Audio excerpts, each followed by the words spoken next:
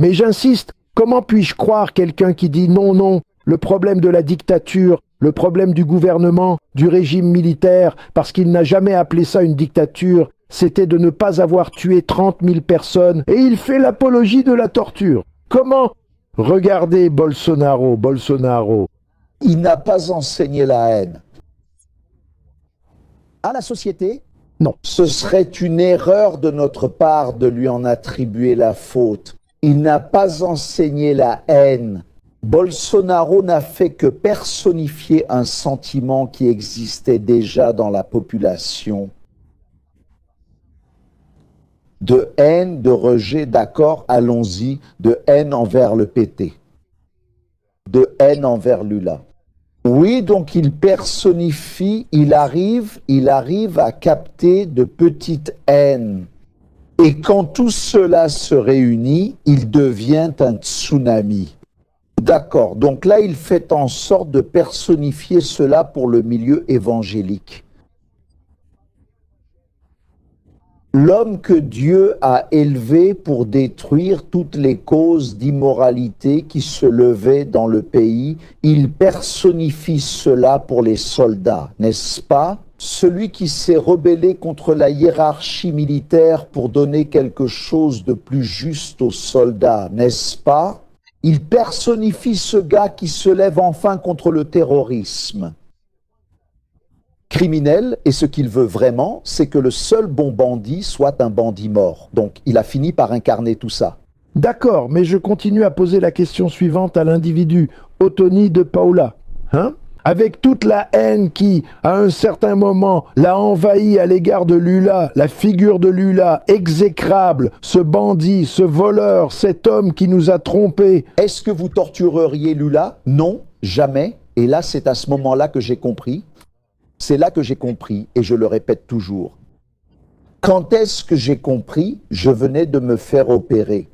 J'ai subi une chirurgie bariatrique, je n'avais plus accès à mes réseaux sociaux parce que j'ai eu un conflit avec la Cour suprême fédérale. Alexandre de Moraes m'a retiré mes réseaux sociaux et j'étais à la maison en convalescence.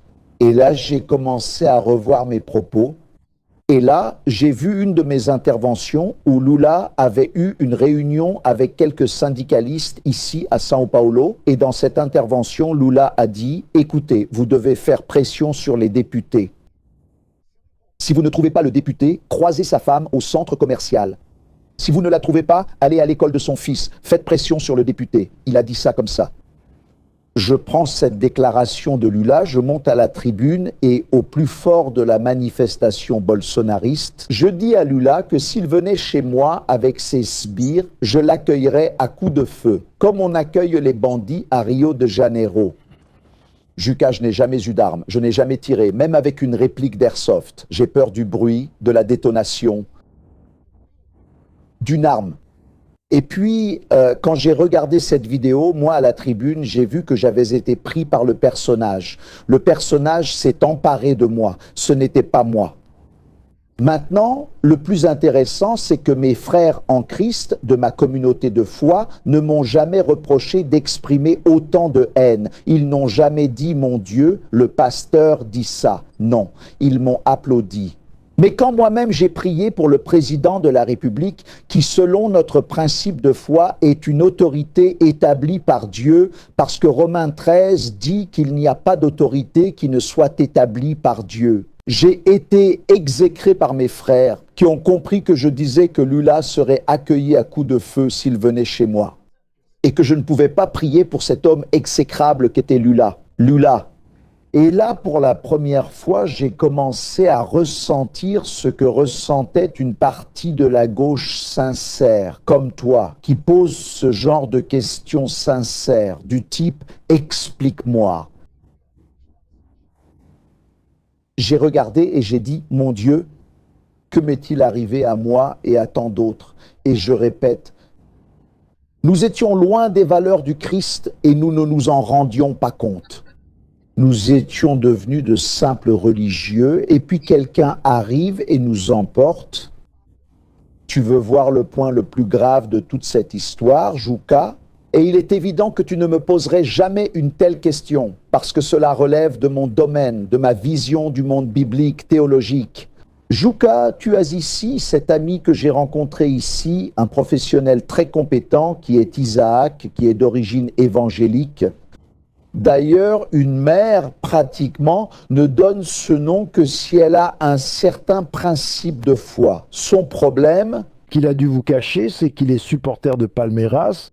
Mais là, tout va bien, on pardonne. Jésus pardonne. Jésus pardonne. Donc, et je n'ai rien à voir avec ça parce que je suis supporter de Flamengo. Je me mêle ici à tout un bazar. D'ailleurs, Juca, je suis fan de Juca. Donc, entre choisir Juca, qui est mon idole journalistique, et Isaac, désolé Isaac, je vais choisir la blague de Juca. Mais Isaac sait de quoi je vais parler et les évangéliques, les enfants de croyants qui nous regardent en ce moment, savent de quoi je vais parler. Juca, si tu vas dans une église évangélique et que tu as fait quelque chose d'honorable et que le pasteur veut t'applaudir, il va te mettre à côté de lui et il va dire à la communauté de foi, mes frères, applaudissons Jésus pour Juca Kfouri. Nous allons tous applaudir Jésus, pas Juca, pour Juca Kfouri. Donc tu reçois les applaudissements. Indirectement parce que nous comprenons, même selon la vision de ce qu'est l'idolâtrie, que Dieu condamne l'idolâtrie. Et le protestantisme est aussi né de cela. Des saints vénérés, catholiques, enfin, même si le catholique dit « Oh, nous n'adorons pas, nous vénérons », c'est évident. Et donc, nous faisons attention à cela. Pour ne pas partager la gloire qui revient à Dieu, Juca, Bolsonaro venait à nos cultes et nous l'appelions le mythe. Mythe, Juca.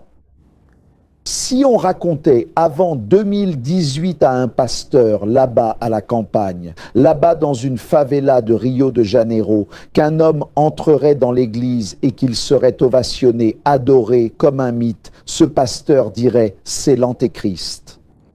C'est l'antéchrist. Alors, nous avons été consumés par cela, parce que nous nous sommes éloignés des principes élémentaires de la foi chrétienne. À tel point, Juca, que lorsque je me suis vu là, en train de menacer le président de la République d'un camp pour lequel je n'ai jamais voté, auquel je n'ai jamais appartenu idéologiquement, j'ai toujours eu quelques divergences. Mais quand je me suis vu là, avec ce comportement, j'ai vu que je ressemblais plus à Bolsonaro qu'à mon Jésus. Et c'est là que j'ai eu le déclic.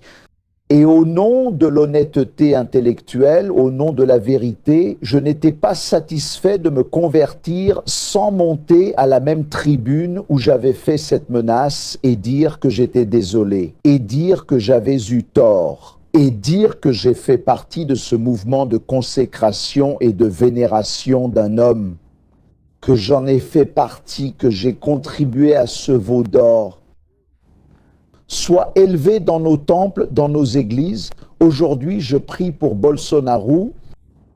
Je demande à Dieu de vraiment transformer son cœur pour que Dieu le convertisse, tout comme je prie pour Lula. Si aujourd'hui Bolsonaro me demande de prier pour lui, j'irai et je prierai pour lui. Mais ne m'enlevez pas le droit de prier pour Lula ou pour n'importe quel être humain, peu importe qui c'est. Parce que moi qui suis un homme de la communauté, moi qui suis un homme d'église dans les favelas, Juca, bien des fois j'ai déjà prié pour le trafiquant, demandant à Dieu de le libérer de là. Je n'ai pas prié pour des armes. Je n'ai pas prié pour qu'il ait la victoire. Non, ce n'est pas mon rôle. Je ne suis pas complice de son crime. Mais oui, je prie en demandant à Dieu de libérer cet homme, de se révéler à lui. Il est à toi. Seigneur, tu as un dessein pour sa vie. Si je peux faire cela pour un trafiquant qui fait tant de mal à la société, parce que le Christ m'ordonne de le faire, pourquoi ne pourrais-je pas prier pour le président Lula, qui au contraire a fait tant de bien à ce pays, surtout aux plus démunis, qui ont toujours été le choix du Christ? Je vais lancer notre dernier bloc, mais en attendant, je voudrais que vous réfléchissiez à la façon de répondre à la question facile pour vous. Comment pensez-vous qu'il est possible de tourner cette page maintenant? Parfait. Nous revenons tout de suite. Nous sommes de retour avec cette conversation absolument révélatrice, vraie, franche, avec le député fédéral du Parti social-démocratique de Rio, Ottoni de Paula. Alors, député, comment allons-nous tous faire? Pour clore cette histoire, tournons cette page, et je veux que ce soit très clair pour vous. Je n'ai pas, même si je ne vais pas voter, je n'ai aucune crainte que la vraie droite gagne une élection au Brésil. Je n'en ai pas. Je vais voter contre, ce n'est pas ma vision du monde, mais j'ai vécu pendant des années avec la droite ici à São Paulo, avec Geraldo Alckmin, Doria et tant d'autres au pouvoir. Il ne s'est rien passé. Personne n'a perdu de doigt ou de dent à cause de ça. Ça me fait peur. À l'extrême droite. À l'extrême droite? Je crains une élection de la famille Bolsonaro, aujourd'hui représentée par Flavio. D'abord, je ne les reconnais plus dans ma façon de voir les choses. Et d'après les expériences que j'ai eues, je ne les reconnais pas non plus comme ni un champ démocratique, ni comme la vraie droite. Ils ont le pouvoir d'utiliser la machine sociale qu'est Internet pour broyer n'importe quelle réputation, n'importe quelle réputation. Ils ont broyé la vôtre? Oui, j'ai été et je suis encore traité de traître aujourd'hui. Traître. Traître, traître, traître. Et je ne connais pas. Vous allez perdre des voix pour ça? Oui, j'ai des doutes. J'ai mis ma réélection en danger, mais au nom de la vérité. D'accord. N'est-ce pas? C'est cette vieille histoire selon laquelle la vérité, elle a décidé de se baigner et quand elle prenait son bain, elle a dû évidemment enlever ses vêtements et rester nue. Et on raconte que le mensonge, qui a toujours été l'ennemi de la vérité, en la voyant prendre son bain nu, est allé là-bas et a volé ses vêtements. Et il s'est habillé avec les vêtements de la vérité. Et il est parti en marchant avec les vêtements de la vérité. Quand la vérité a fini son bain et a cherché ses habits, elle ne les a pas trouvés. Et quand elle ne les a pas trouvés, elle a trouvé à la place des vêtements qu'elle portait, les vêtements du mensonge. Elle avait deux options. Soit elle marchait nue, soit elle portait les vêtements du mensonge. Et c'est pour cela qu'aujourd'hui nous disons que la vérité est nue. Parce qu'elle a préféré marcher nue, plutôt que de porter les vêtements du mensonge, nue et crue. Alors j'ai fait un choix au nom de ma conscience. Si quelqu'un pense que c'est une manœuvre politique de ma part, au minimum, je devrais alors déclarer mon vote pour Lula. Parce que 30 de l'Église votent pour Lula.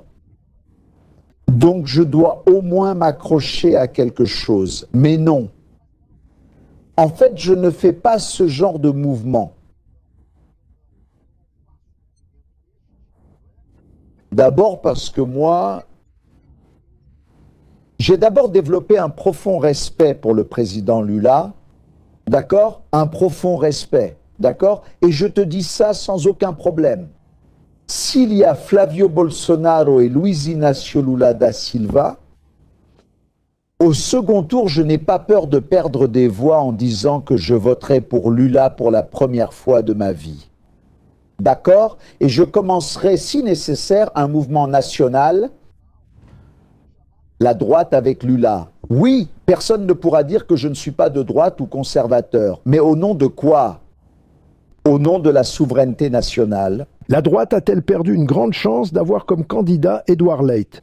Elle a perdu la grande chance? Non, elle n'a pas perdu cette chance parce que la droite, elle a cessé de voir quelqu'un du centre comme quelqu'un qui pourrait la représenter. D'accord. Tu comprends? Alors, Eduardo Leite, pour le camp de la droite, même la droite non bolsonariste, n'est-ce pas? Il avait besoin d'un peu plus de piquant. D'accord, n'est-ce pas? Il avait besoin d'avoir un peu plus de sentiments anti-Lula. Pour pouvoir aussi représenter ce camp de la droite qui n'est pas un camp radical, non. Mais qui, en raison du radicalisme du bolsonarisme, avait besoin d'un candidat qui suscite plus d'enthousiasme.